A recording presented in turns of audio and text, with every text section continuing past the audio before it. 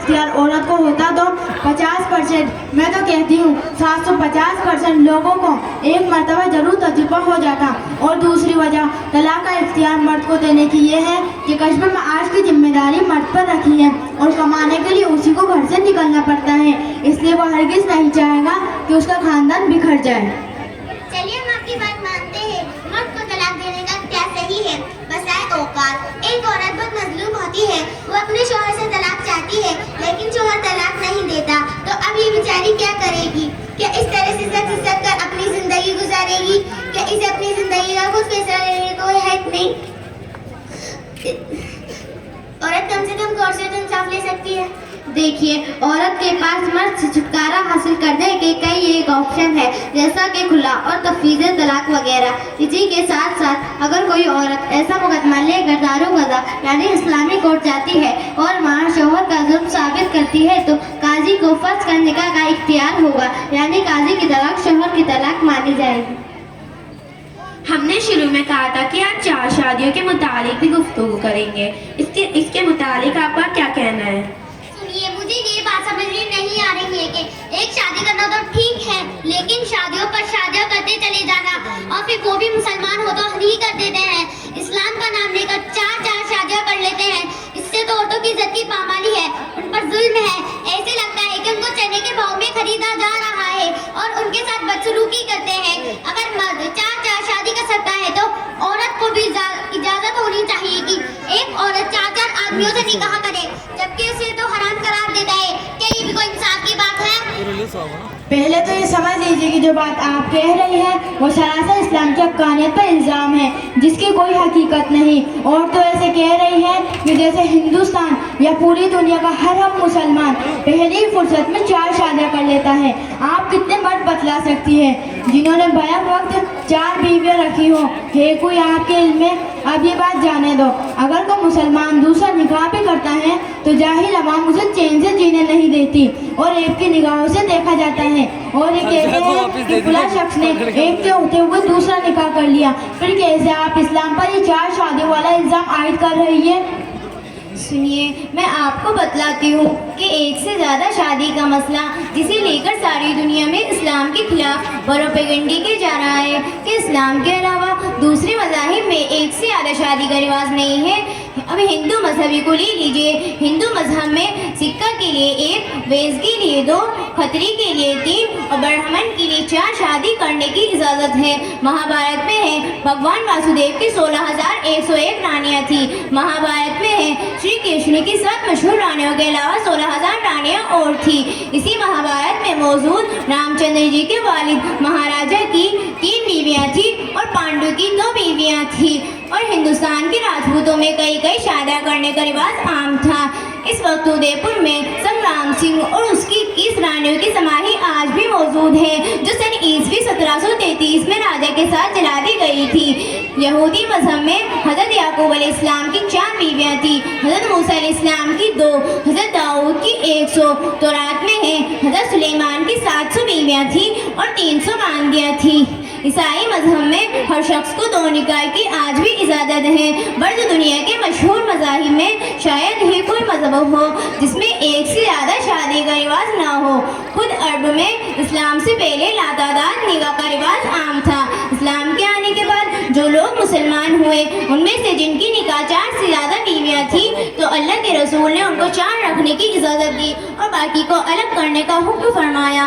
बहरहाल, जब सारे ही मज़ाहिब में एक से ज़्यादा शादी का रिवाज आम है तो फिर इस्लाम ही को क्यों निशाना बनाया जा रहा है, जबकि इस्लाम 4 शादियों की इजाज़त भी मुतलकन नहीं देता बल्कि अदना मुसावात की शर्त से उसकी इजाज़त देता है।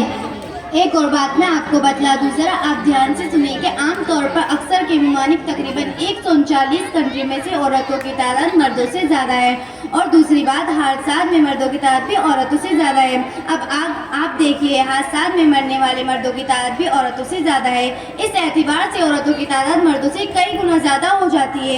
इसलिए इस्लाम का जो कानून है वो कानून फितरत है कि ज़रूरत के वक्त एक से ज़्यादा निकाह की इजाज़त है। अगर इजाज़त ना होती तो इतनी सारी औरतों का पोषण कौन होता है। इसलिए इस्लाम का 4 शादी का कानून औरतों की हिफाजत और पाकदानी का बेहतरीन जरिया है। اور یہ بات بھی آپ ذہن نشین کر لیں، اگر آپ غور سے دیکھیں تو ایک سے زیادہ شادی کا ریکارڈ مسلمانوں سے زیادہ غیر مسلموں میں ہے۔ کبھی غور کیا آپ نے؟ میں آپ کو بتاتی ہوں، ایک سے زیادہ شادی کرنے میں مسلمان 5.7 ہے اور ہندو 5.9 ہے۔ اب مجھے بتائیے کہ ایک سے زیادہ شادی کرنے میں مسلمان زیادہ ہے یا ہندو؟ یہ دو اعداد و شمار ہے تو سرکاری ہے۔ اچھا دیکھیے، جو مسلم پرسنل لا یہ مسلمانوں کا قانون ہے، اسی طرح ہندو لائے اور عیسائی لائے۔ تو جس طرح عیسائی لا میں ترمیم اور تبدیلی لائی گئی، تو کیا مسلم پرسنل لا کو تبدیل نہیں کیا جا سکتا؟ دیکھیے مسلم پرسنل لا شریعت کا دوسرا نام ہے، اور شریعت اللہ کے بنائے ہوئے قانون کو کہتے ہیں۔ جیسے اللہ نے پوری دنیا کو بنایا، ایسے ہی انسان کو پیدا کیا، اور انسان کی زندگی بہتر طریقے سے گزر سکے، اس لیے زندگی گزارنے کا طریقہ بھی اللہ نے خود بتلایا ہے، اور اس طریقے کو ہم شریعت اور پرسنل لا کہتے ہیں۔ جس نے انسان کو بنایا، اس نے شریعت کو انسان کی تمام ضرورت کو مد نظر رکھتے ہوئے بنایا ہے، اس لیے اس میں تبدیلی کی بات کرنا بھی گمراہی ہے۔ لیکن یہ پرسنل لا تو انگریزوں کو بنایا ہوا قانون ہے، جو سن 1937 میں انگریزوں نے بنایا ہے، جیسا کہ آپ بھی قبول کرتی ہیں، تو پھر اس کو بدلنے میں کیا حرج ہے؟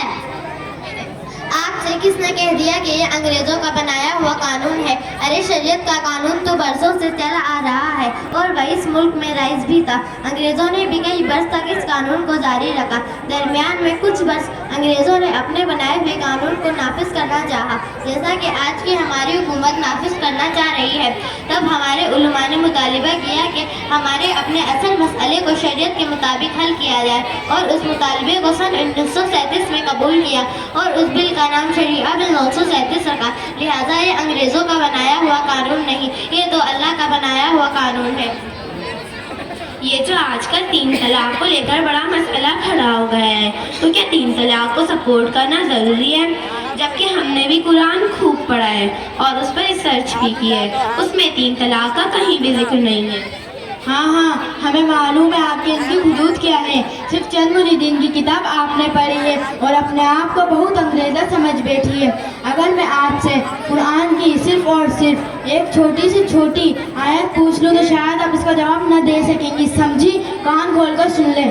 لیکن تیسری طلاق کا ذکر قرآن میں کہا ہے، یہ تو مولوی مفتیوں نے اپنی طرف سے زیادتی کر کے لاگو کیا ہے۔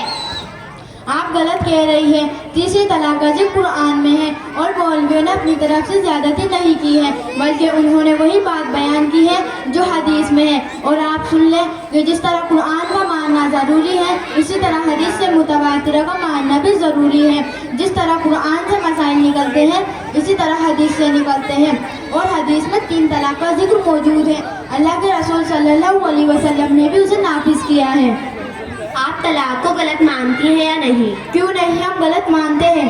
تو پھر آپ کے پیٹ میں مرور کیوں آ رہی ہے؟ مانتی کیوں نہیں؟ دیکھیے طلاق یقیناً ایک بہت بری چیز ہے، چاہے 1 ہو یا 2 ہو کہ 3 ہو۔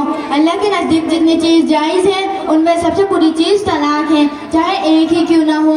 اللہ کے رسول کے سامنے 3 طلاق کا معاملہ لے جایا گیا تو اللہ کے رسول کو بڑی ناراضگی ہوئی، تو فرمایا کہ میری زندگی میں اللہ کی کتاب کے ساتھ کھیل کیا جا رہا ہے۔ بہرحال 3 طلاق بہت بری چیز ہے۔ تو پھر آپ اسے روکتی کیوں نہیں؟ جب حکومت روکتی ہے تو پھر آپ اس میں رکاوٹیں کیوں ڈالتے ہیں؟ حضرت عمر بھی تو 3 طلاق دینے والے کو سزا دیا کرتے تھے۔ ہم اسے قابل سزا ظلم سمجھتے ہیں، اس پر سزا ہونی چاہیے۔ تو پھر آپ کے پیٹ میں درد کیوں ہو رہا ہے؟ حکومت بھی تو اسی پر سزا دینا چاہتی ہے۔ آپ بات تو سنیے، یقیناً یہ قابل سزا ظلم ہے، مگر اس کے لیے سب سے پہلے حکومت کو مسلم لا سے صلاح میں مشورہ کرنا چاہیے کہ اس کی سزا کی کیا شکل ہونی چاہیے۔ اور پھر حضرت عمر جو سزا دیتے تھے وہ 3 طلاق پر دیتے تھے، اور یہاں تو حکومت طلاق کا انکار کر رہی ہے۔ اور یہ جو آپ 3 طلاق چلا رہی ہے، تو کیا کبھی اس کے عقائد پر غور کیا ہے؟ اچھا، آپ نے کہا کہ اس بل کو پاس کرنے میں کئی تعداد ہیں، تو کیا ہے ذرا ہمیں بھی بتلائیں گی؟ ہاں ضرور، کیوں نہیں۔ اس بل کے لحاظ سے 3 طلاق بالکل بیکار ہے، اس کا کوئی اثر نہیں، یعنی گویا ایک بھی طلاق واقع نہیں ہوئی۔ تو اس پر اشکال یہ ہے کہ جو عمل وجود ہی میں نہیں آیا تو اس پر سزا کیوں؟ जब आप कह रहे हैं कि जुर्म नहीं हुआ तो 3 साल की सजा क्यों? अब जरा सोचें, एक तो बगैर जुर्म के जेल भेजा जा रहा है और फिर जब वो जेल में होगा और मेहनत मजदूरी नहीं करेगा तो बीवी को खर्चा कहाँ से देगा? और ये बात काबिल तवज्जो है कि ज़्यादातर तलाक के वाक़यात उन गरीब और मजदूरों के यहाँ पेश आते हैं जो रोज़ कमाने खाने वाले होते हैं। और ये बात इंसाफ के खिलाफ है कि फसाद करने वालों को 2 या 1 साल की सज़ा और 3 तलाक देने वालों को 3 साल की सज़ा और जुर्माना भी उस आयद किया जाए कि 3 तलाक का कोई असर ना हो। ये कौन सी अक्लमंदी है? क्या ये कोई अजीब सी बात नहीं? ये तो इंतहाई जालिमाना फैसला है। और फिर इस कानून में ये बात भी कही है कि औरत के दावा करने पर इसकी कार्रवाई की जाएगी। अगर कोई बदखौफी पुलिस में शिकायत कर दे तो उस बेचारे को हथकड़ी लग जाएगी। ये कानून तो जुल्म और ज़्यादती के दरवाजे खोलेगा। अब आप खुद गौर करें कि जो मर्द 3 साल की सजा काट कर और भारी जुर्माना अदा कर कर आए हैं, क्या वो मर्द और वो तलाक वाली औरत एक साथ खुशगवार जिंदगी गुजार सकते हैं? जिस औरत की वजह से मर्द जेल गया और भारी जुर्माना अदा कर कर आए हैं, क्या वो मर्द उस औरत को खुश रख सकता है? इस तरीके से उस औरत की जिंदगी जहन्नुम बनकर रह जाएगी। ऐसी औरतें पूरे मुल्क में 22 लाख हैं, जिनमें से 2 लाख मुसलमान बहनें हैं और 20 लाख हिंदू बहनें हैं, जिनके ना तो हुकूक अदा किए जाते हैं ना इनको तलाक दी जाती है। ये हुकूमत का कानून खुद औरतों में बहुत बड़ा जुल्म है, जिसको कोई अक्लमंद इंसान तस्लीम नहीं कर सकता। अब मैं आपको इस पूरे मुहावजा और डिबेट का खुलासा और निचोड़ बयान कर दूं कि अल्लाह ताला ने इंसान को जिन नेमतों से नवाजा है उनमें सबसे अहम तरीन नेमत अल्लाह की तरफ से नाजिल की हुई शरीयत और इस्लामी तालीमात है, जिसपे इंसान के लिए दुनिया की भलाई भी है और आखिरत की कामयाबी भी, क्योंकि शरीयत में जितने भी ये काम दिए गए हैं वो सब इंसान के नफ़े और फ़ायदे के लिए हैं। और फिर जहाँ